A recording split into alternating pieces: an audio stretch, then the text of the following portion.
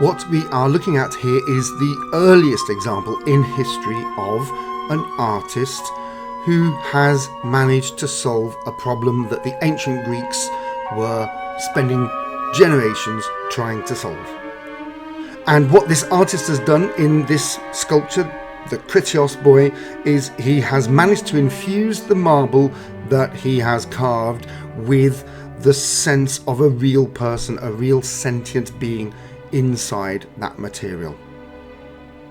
And although in many ways this is an image, a pose, a look that we're very familiar with now, actually this statue and the developments that were happening in Greece at the time represent a complete change in the way that art was approached, and this represents a turning point in the way that Western art approaches the human figure.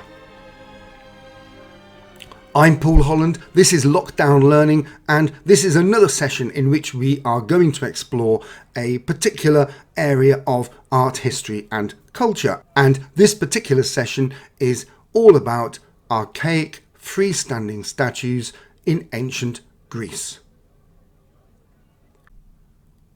We are going to begin with Egypt. Egypt is the major influence culturally, socially and artistically in the Eastern Mediterranean in this period.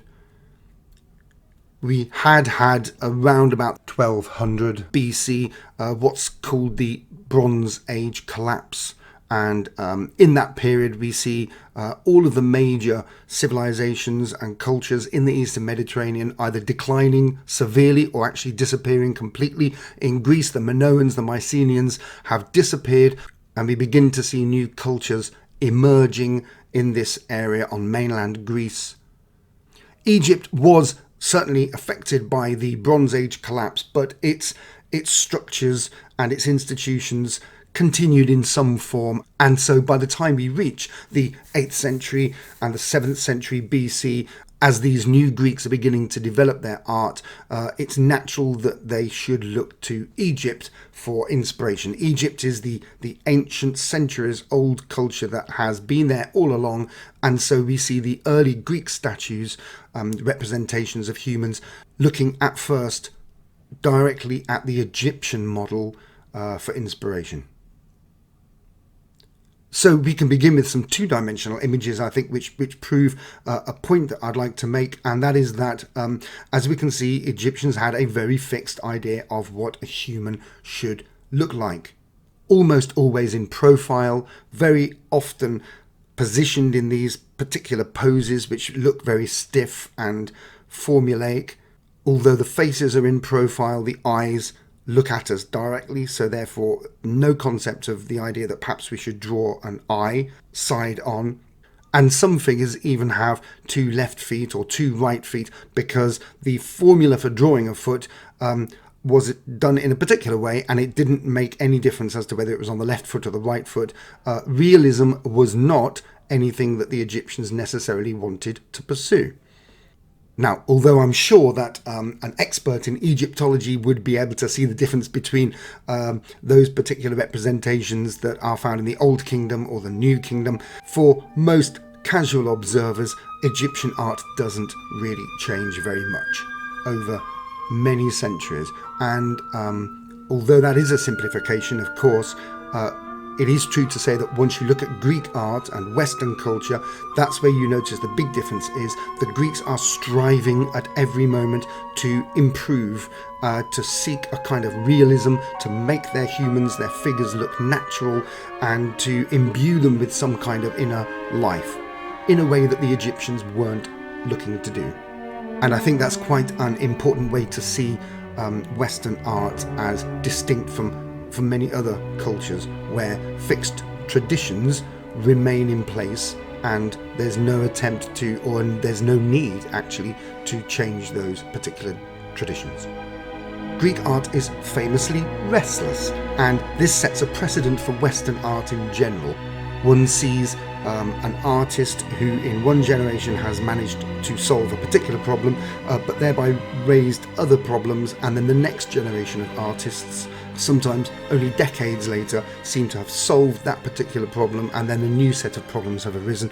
And so the art constantly moves towards some sense of solution to problems.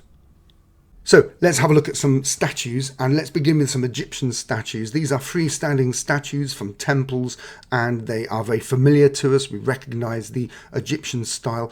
And here we have a Greek freestanding statue. A freestanding statue in the Greek world we call a kouros, and the plural is kouroi. It means a young man. They often portray a young man at about the age of, say, 22, 23. It was considered the person in the prime of their life. A freestanding statue is believed to have been possibly an image of the deity, and therefore found in a temple or a shrine. Or perhaps it was a grave marker, and perhaps represented an ideal view of the deceased and would have stood on the person's grave. Some of them have inscriptions and do suggest that.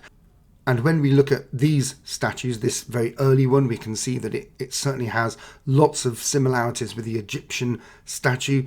It's a very stiff figure. It looks very rigid and slightly awkward. It's not a natural pose. One leg is forwards, and the face stares straight ahead into the middle distance.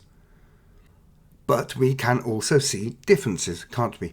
Fundamentally, one of the most important differences is that the Greek statue is completely free of the stone. In other words, there are no blocks of stone connecting the legs, as we can see in the Egyptian statue. The Greeks created their statues so that the legs were separated, and the entire body is also free of any other parts of building or blocks of stone that support the back. And the Greek statue is also naked. This is again disputed as to why that was the case, but perhaps there is a sense in Greek art of an attempt to recreate the beauty of the human body in full, and a fascination with the nature of the human body as it is in its entirety. And as we can see in the next few images here, the Greeks are clearly trying to create a sense of realism in their statues, and trying to infuse the stone with a real personality, or at least a real person behind that figure. So in the early statue, we can see that the muscles were not particularly well shaped. They were formed by creating incisions. You can see that there are simple shapes for the chest. There's lots of symmetry. In fact, there's almost too much symmetry. The chest shape is a sort of V shape that's echoed in a V shape down by the groin. The elbows and the knees in this statue too use very simple basic V shapes. The hair is braided, but again very simple, very regular, with no real attempt to show any variety at all. The eyes are unnatural, they bulge, they don't really look like human eyes. And in an attempt to give some character, some transcendental, sort of spiritual sense to the face, some of these early statues have a smile, but it's a very unnatural smile. It just doesn't really look like a human smile. We call this the archaic smile. It has a faintly creepy, uncanny look about it, and it's very typical of this period. And although we presume that it was introduced in order to give more realism to this human face, the result is actually creating something that looks less normal, less natural. And so with trying to solve one problem, these sculptors are setting up new problems that later sculptors then have to solve. But we do see statues becoming increasingly realistic.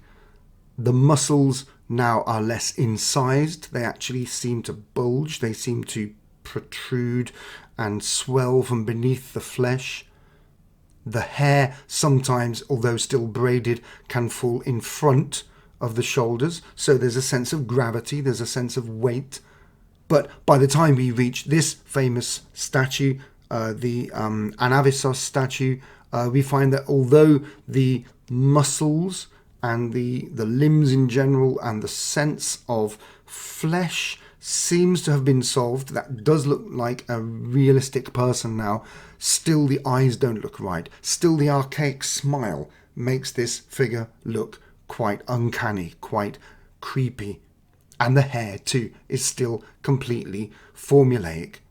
The next stage is this wonderful statue where the hair problem has been solved. It's simply been cut off.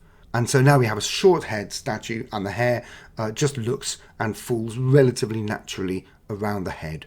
But there's still something wrong with these later statues. These late archaic statues, the flesh looks like flesh. You feel as though you could put your fingers into it. It would give. The muscles are all in the right place. The proportions look correct.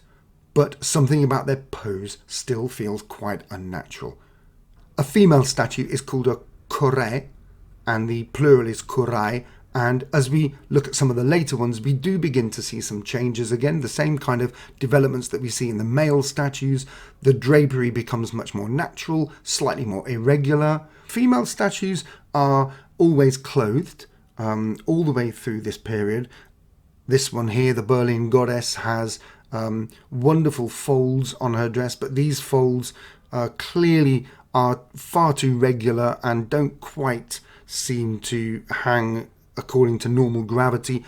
The peplos here doesn't hang particularly naturally, but then in the later one there is a sense that actually the clothes are hanging off the shapes underneath. And we can begin to see some much more female figure shapes, if you like, as well in these statues. And there's an attempt to make the faces look more realistic, including, of course, that famous archaic smile. This particular kore has some paint left on her, and that's a good reminder actually that all of these statues were also painted at the time, and the paint has generally not survived. So we are just left with the pure shapes of the sculptor, which is more to modern tastes anyway, it has to be said. But it's worth remembering that actually as you look at these statues. By the time we reach this late archaic form of statue, there's one thing that an artist is looking to solve, and that's the pose. The pose just doesn't look natural. And it's with the Kritios boy, that statue that we saw at the very beginning, that the artist has managed to solve this problem. And the problem is solved by looking at how a human actually stands. No human stands with one leg protruding forward, rigidly standing stock still and staring into the middle distance. Actually, what a human does in a natural pose when standing is put all of their weight onto one leg. And we see that in this particular statue. The symmetry has been broken. The whole body is now tilted. The hip is tilted, perhaps the shoulders slightly tilted, and the head is slightly tilted too. And all of that lack of symmetry creates a kind of S shape, which is much more natural. And suddenly, we seem to be looking at a real human being. We've managed to get past that creepy, uncanny stage at which things look real but not quite real. And finally, we have a statue now where the artist is giving us the impression that somebody is within the stone. Somebody is in there looking out and has a presence, is a sentient being. The Kritios boy may have been preceded by other statues. We don't know, but this is the only one that we've got complete. There's a head called the Blonde Boy, and as we can see from this, there's clearly a tilt involved. So perhaps this head actually did belong to an entire statue with this particular pose. We don't know. We've lost the body. The pose is called contrapposto. We use an Italian word. Contrapposto means that typical S-shaped bended pose, which means that you are always showing somebody with one leg that's straight, one leg that's slightly bent. It involves a twist, and there's a very subtle twist in this one. This is the Delphic charioteer. It was found in Delphi. It doesn't show much contrapposto because we don't actually see his legs. He's actually not naked. He's a victor in a chariot race. He would have been behind other figures of horses and standing within his chariot. So the sculptor has decided not to put much contrapposto into his lower half, but we do see that the feet are twisted and the entire body is a gentle spiral. So again, the artist is looking here at creating something that's not rigidly symmetrical, it's not fixed and therefore slightly uncanny and unrealistic. He's gone for a slightly twisted form, which sort of breaks that symmetry and gives us a real human looking out at us. And this particular one's rather fine because the eyes, the glass marble eyes are still in place. So we get the idea of what a statue would have been looking like at the time with the actual eyes in place looking out. You'll notice as well that the drapery is not at all regular. It's much more naturally hanging off his shoulders in lots of different clumps and folds that don't create a completely regular symmetrical pattern. So again, much more realistic. You'll have noticed as well that this is in bronze, and bronze statues begin to appear in this period. They also allow sculptors to create figures where you can have the arms and the limbs doing much more interesting things. Bronze is a lot stronger. If you did this in marble, then the weight of the marble would eventually probably cause the arm to fall off. So what we have with bronze statues is a lot more flexibility in terms of pose, and that unleashes the Greek creative spirit at this period. And this is the point at which we begin to talk about the end of the Archaic period and the beginnings of the Classical period. We tend to call this the transitional or the severe style. It's just at the beginning of the 5th century BC, that golden age of Greek creativity, in which they go on to produce a series of exceptional works of art. And that's it. I hope you enjoy learning all about the transition from archaic statues into Greek classical poses. If you did enjoy that, then please feel free to like and subscribe, and maybe leave a nice comment as well. And in the meantime, do look out for something else to look into on my various playlists, whether language based or history or art history. And thank you so much for watching. Thank you. Bye bye.